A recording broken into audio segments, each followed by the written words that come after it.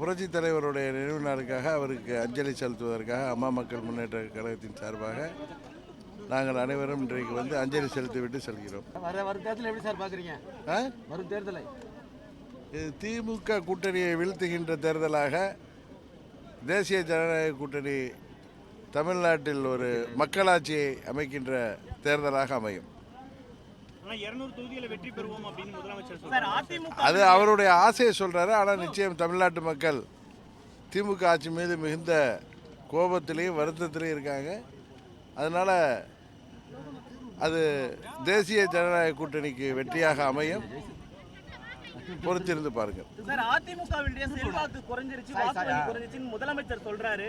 நீங்களும் அதே கருத்தை வலியுறுத்தி வரீங்க. உண்மைதானா அது? பழனிசாமி தலைமையில் புரட்சி தலைவர் கண்ட வெற்றி இயக்கம், அம்மா அவர்கள் கட்டி காத்த இயக்கம் இன்றைக்கு நாளொரு மேலேயும் பொருளொரு வண்ணமாக பலவீனமாயிட்டு வருது.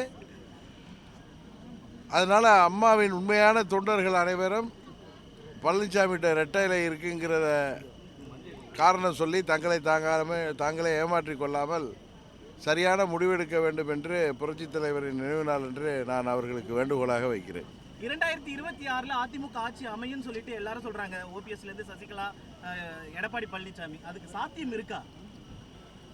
என்னுடைய கருத்து, தேசிய ஜனநாயக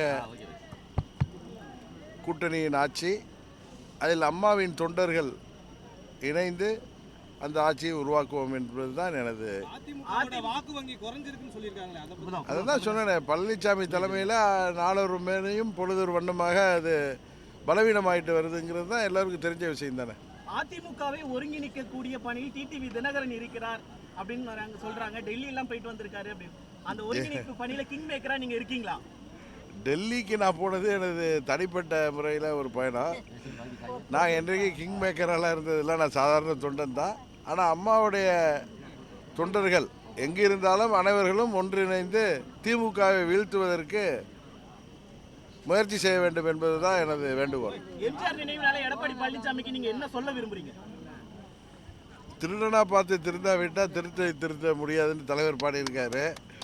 அதுபோல் சுயநலத்தில் இருக்கிற பழனிசாமி ஒன்று திருந்தணும் அல்லது திருத்தப்படணும், இல்லை திருத்தப்படுவார். அம்பேத்கர் குறித்த அமித்ஷாவினுடைய கருத்தை நீங்க எப்படி பார்க்குறீங்க? பல எதிர்ப்பு இருக்கு. இல்லை, அம்பேத்கர் பற்றி மத்திய அமைச்சர் அமித்ஷா அவர்கள் தனது கருத்தை மறுபடியும் தெளிவாக அவர் சொல்லிட்டாரு.